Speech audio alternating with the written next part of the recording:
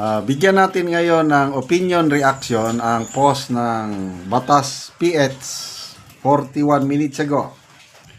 Sabi dito, Ombudsman Samuel Martires, Islam, sinupalpal.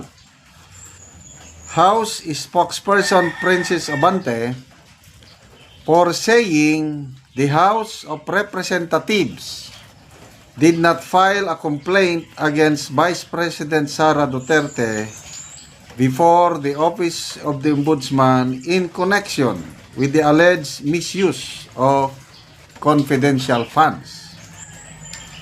In an interview with DZBB, Martires asked the House why its committee gave them a copy of its report on its inquiry into the allegations against the Vice President in response to the statement of the House mouthpiece claiming that the House did not file a criminal and administrative complaint against Duterte before the Ombudsman. Okay, ito ang exact word ni Ombudsman Martires. Bakit ba nila kami popornisan ng kopya ng result ng kanilang investigasyon? Ano yon? Gagawin naming ano?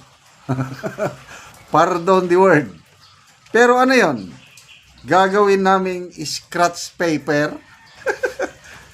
Nasupalpal ka tuloy. Princess. Ano yun? We're not even a part of that investigation of the House of Representatives. Kaya hindi kami dapat parnisan ng kopya.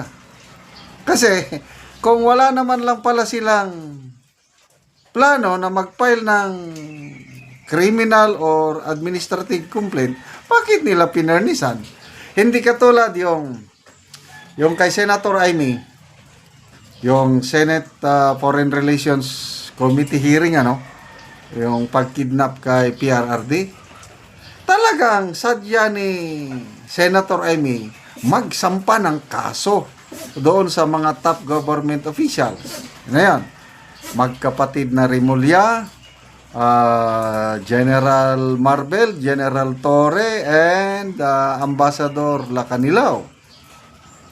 Very clear yung purpose ni Senator Amy na nag-furnish siya ng copy sa kanilang committee report para masampan ng kaso ang top 5 government officials. Kaya ang ombudsman, mabilis na umaksyon, submit ng counter affidavit yung 5 opisyalis na yun. Ganun yun.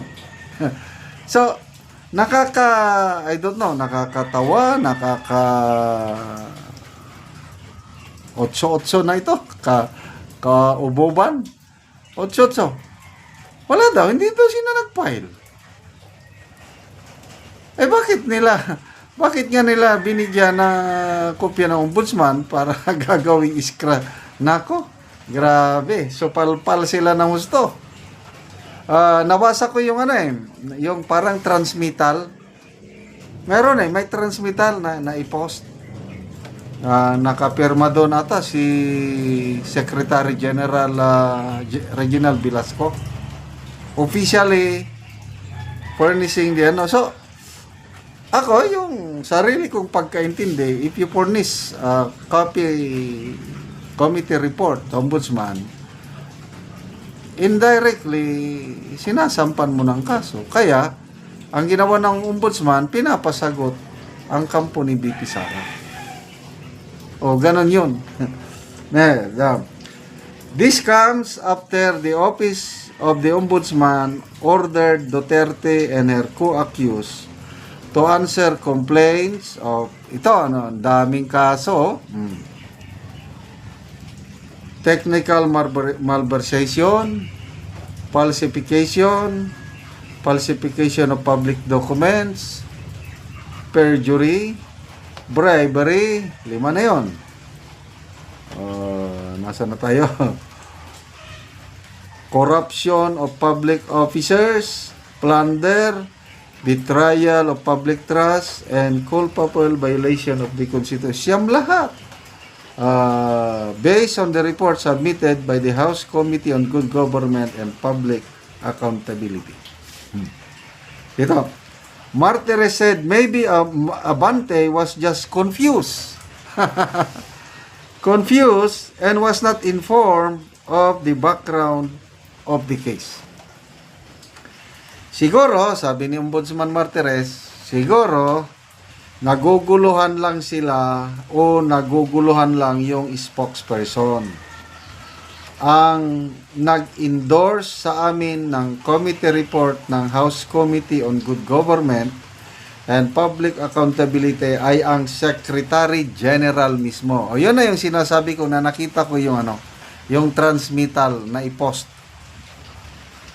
At sinasabi ng Secretary General sa kanyang sulat na itong committee report ni Representative Joel Chua was adopted by the House of Representatives. Okay? So, magbasa tayo sa mga comments.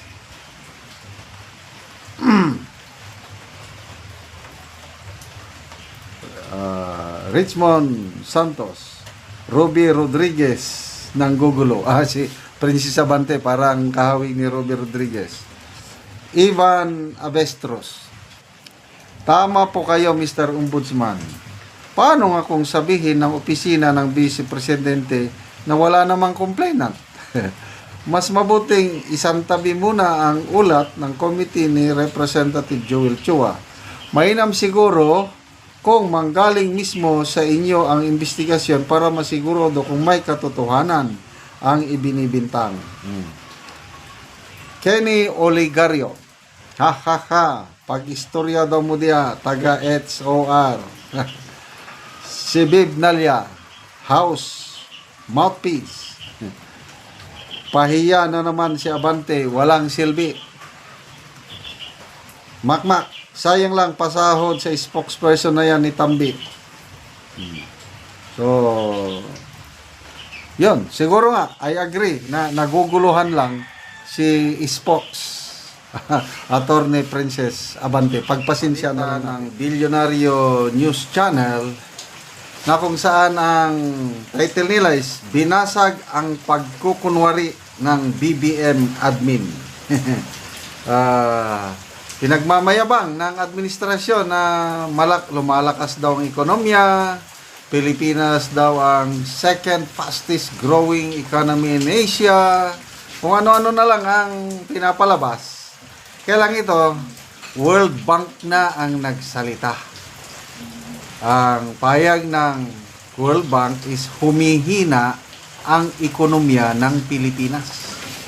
So, kanino tayo maniniwala? Ang mga pronouncement ni Auntie Claire Castro o ang World Bank? Okay, pakinggan natin itong balita, Billionaire News Channel by Corina Sanchez. Bank ang rosy picture na ipininta ng pamahalaan ukol sa ekonomiya ng bansa. Malayo kasi ang economic figures nito sa mga target ng gobyerno. Pero maglilinaw ng organisasyon, hindi pa huli ang lahat. Narito ang agenda report ni Sujin Kim.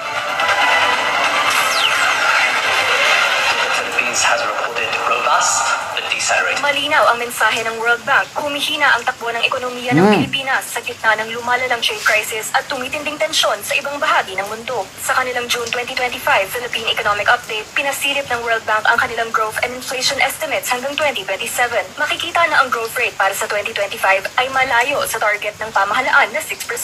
We have potentially higher or more persistent policy uncertainty, particularly around trade, that could result in even greater global growth deceleration than expected. Ayon sa kanilang senior country economist, bukod sa global policy uncertainty, bunsod ito ng mabagal na takbo ng exports at paghina ng mga industriya sa bansa. On the supply side, we see a deceleration in services, and given the export story, we see a deceleration in industry. Manufacturing has, of course, been affected by the global policy uncertainties. Sa fiscal front, lumobo sa 7.3% ng GDP ang fiscal deficit sa unang quarter ng taon. Umaasa ang World Bank na mababalik sa tamang landas ang expenditure at mapapaliit ang deficit this year. So that's our expectation, is that the government is committed to implementing its budget and its medium-term fiscal framework. And over the medium term, as I mentioned, the key is to gradually narrow the deficit to rebuild fiscal space. Hindi rin ligtas ang bansa sa banta ng tariffs. Binigyang pansin ng World Bank ang 90-day pause sa tariff hike ni US President Trump. Banta ito sa investments at exports ng Pilipinas. Ang rekomendasyon ng World Bank, the optimal response for the Philippines and for other countries is actually to double down on domestic reforms, reducing investment costs at home. So this is an opportunity for the Philippines to focus on doubling down on domestic reforms. payo pa ng World Bank, tuloy-tuloy lang din sa paglalagda ng mga regional trade agreements upang maibsan ang mga risk sa kalakalan. Binasag ng World Bank ang rosy Yun na. World Bank na ito second. Malala ko nung kampanyahan pa bago mag-eleksyon nung May 12. Last two, second to the last rally. Sabi ng Pangulo, humingi ako ng paumanhin sa inyo dahil magmamayabang ako. Sabi niya, dahil ang Pilipinas, ang second fastest growing economy in Asia. Yun. Yun ang kanilang narrative paulit-ulit. O ngayon, nagsalita ang World Bank. Nabulilyaso sila na nabuking ang pagkukunwari dahil ang economic growth target ng Pilipinas for 2025, 2026, and 2027 mas mababa kaysa yung economic target, mga 6% something. Ang actual lang is nasa 5.2, 5.3. Kaya sa 2027 pa daw, mag-i-expect ang World Bank na medyo lalago ng kaunti ang ekonomiya ng Pilipinas. Yun, problema, paglago ng ekonomiya. Pangalawa, yung fiscal deficit. Malayong mas marami ang ginagastos ng gobyerno kaysa sa yung income. So, anong mangyari nun? Kung mas malaki yung gastos, nagkakaroon ng budget deficit. Yun, mangutang ng mangutang. Kaya, ang legacy ng administrasyong ito, utang. Utang lang ng utang. Baka nga daw sa 2028, aabot na ng 20 trillion ang utang natin Ngayon, 16.7 trillion nata. So, ano ba? Yun, yung tariff na ipapataw ng US, makaka-apekto sa export natin at saka, investments. Foreign direct investments. Lalo na, sinamahan pa ng political instability dahil ang inuuna nila ang priority impeachment. So, kakagulo sa politika, impeachment. PRRD, dating presidente, kinidnap, pinadala sa only in the Philippines. So, nasaan na ngayon yung investors' confidence, yung mga ganyang nangyayari? Tapos, magmamayabang pa na second. So, salamat din dito sa Bilyonaryo News Channel. Kasi yung mga ganitong balita, hindi na ibinabalita sa sa other mainstream media. Believe ako dito sa Bilyonaryo News Channel. Katulad yan sa Net25, of course, SMNI. Sa print media naman, yung Daily Tribune. So at least, mayroon pa tayong konting mainstream media na naglalahad ng katotohanan. Okay? Magbasa tayo sa mga comments. Lee Palm, sana yung fastest growing economy, Mr. President. Hindi naman fastest. Second fastest growing sinasabi. Reynaldo Hang Dolor, sabi dito, fake news yan, di ba, Auntie Claire? Step down. When it rain, it pours. Auntie Claire, ibalita mo na yan. Ay, wag. Fake news yan. Ano kayang reaksyon ni Auntie Claire dito? Sabi niya, ay, fake news yan.